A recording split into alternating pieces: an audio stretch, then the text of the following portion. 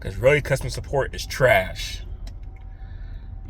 So to get a hold of them, because the pharmacy is closed, I sent pictures of the sign that the pharmacy is closed and everything. Had to copy and paste the support ID and then post that on there, and they still didn't believe me. So I guess they called CVS up and found out that it was closed.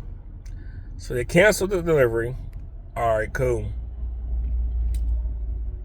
Mind that I live in Sealyville, and the pharmacy's in Margaret, so it's roughly about, I don't know, maybe 10, 15 miles away.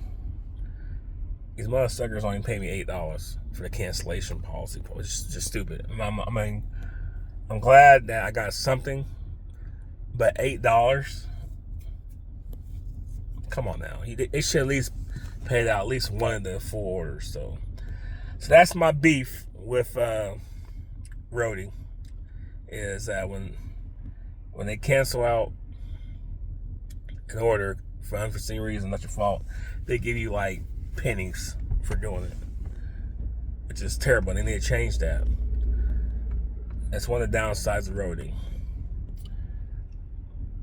And then also, I got Spark Delivery. I did that, and I rejected a bunch of offers today because I didn't feel like it was worth it. I'm not gonna drive for an hour and only get paid $15. So these gig apps, they need to do better. I mean, they need to do better. And I can't afford to buy a smaller vehicle because I don't have the money to buy a smaller vehicle. And I can't afford to rent a vehicle because it takes the money out. So, but I've done Spark orders that were, maybe 15 miles or less total. And maybe, but I can't. There's one that yesterday was like 20 stops for like 2.5 hours. It only paid $50. And it was going all the way from like Terre Haute to Sullivan, Shelburne, all these places. I mean, you'll darn near spend that in gas.